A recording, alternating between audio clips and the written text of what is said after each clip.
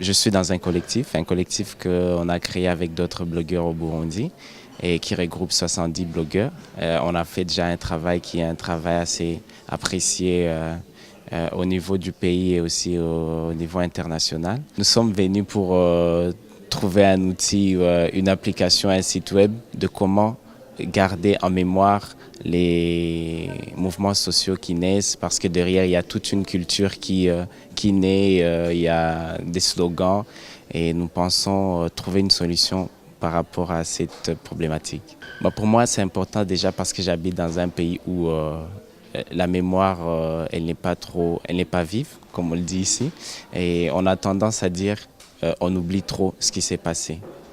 Et je crois que ça, pour moi, ça m'aiderait déjà à trouver, à en parler aux autres, mais aussi à se poser des questions par rapport à cet oubli. Alors, ce que je trouve intéressant, le fait que nous soyons réunis, déjà, il y a plusieurs compétences. Il y a des développeurs, des designers, des gens aussi qui travaillent tous les jours sur terrain, comme moi, par exemple. Et il y a des échanges d'expériences, des échanges aussi culturels quelque part, parce qu'on ne fait pas que parler du travail, on s'informe aussi par rapport à la région d'où l'on vient, au pays dans lequel on vient. Et je trouve que c'est très intéressant de travailler dans ce sens-là, vu que les gens, la plupart avec qui nous sommes sont français, ils ont un regard français par rapport au travail que on essaie de faire.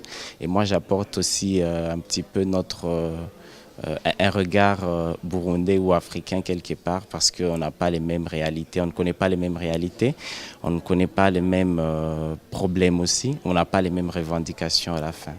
Mais c'est toujours très intéressant de voir comment les autres pensent par rapport à une situation qui peut concerner tout le monde. Ouais.